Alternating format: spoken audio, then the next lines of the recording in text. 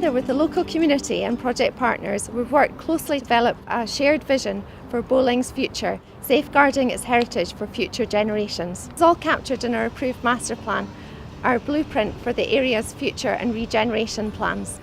The main aims of the master plan are to realise the potential of the site in terms of recreational and commercial activity, and the master plan sets out a number of ways in which it will do that, including the redevelopment of the bowling basin arches as part of a Phase 1 and a Phase 2 project. Since 2014, we've collectively invested more than £3.2 million in the area, taking regeneration in phases, including the transformation of our redundant railway arches. Phase 1 has seen the opening of a number of new businesses into the area. This has included Doug Cafe, a new gift shop, Magic Cycles and our new activity hub.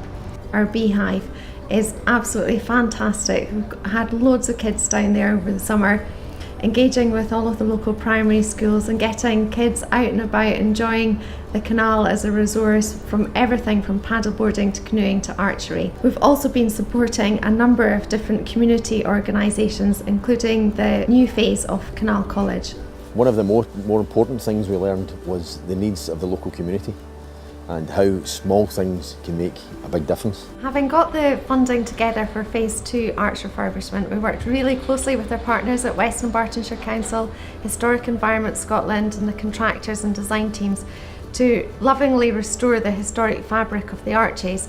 This was really tricky because there was a lot of bricks that had been knocked out of place and fabric that had been lost over the years, and we really worked very closely to stitch it all back together into what you can see today. In its heyday in the mid-1800s, this would have been an industrial hub. It would have been noisy, it's smoky, the shipping, the railway, the bridge opening.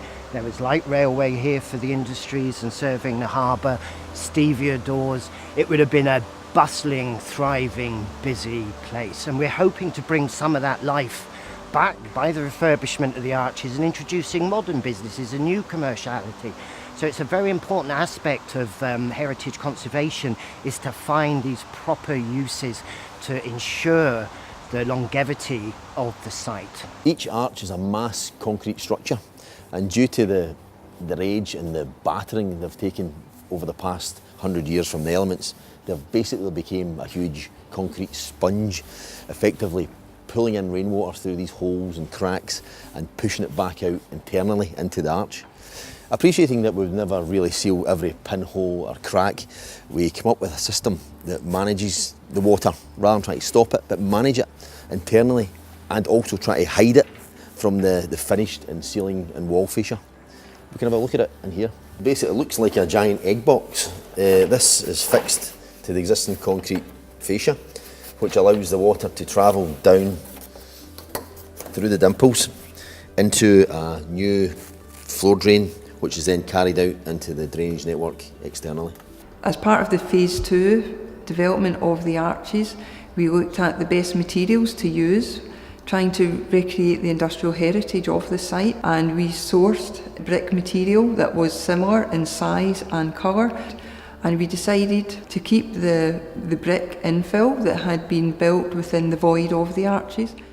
And Historic Environment Scotland, who administer this process, of the consent process, their policy statement is that any change to a scheduled monument must be of national importance.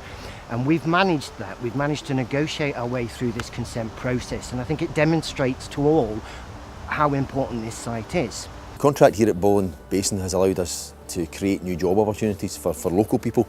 In fact, 40% of our site team careers started because of this contract. An important discovery was uncovering the accumulator pits. Hadn't been seen for 30 years, an intrinsic piece of the mechanism for opening the bridge, documented in historic journals, and now of course open to view by the public.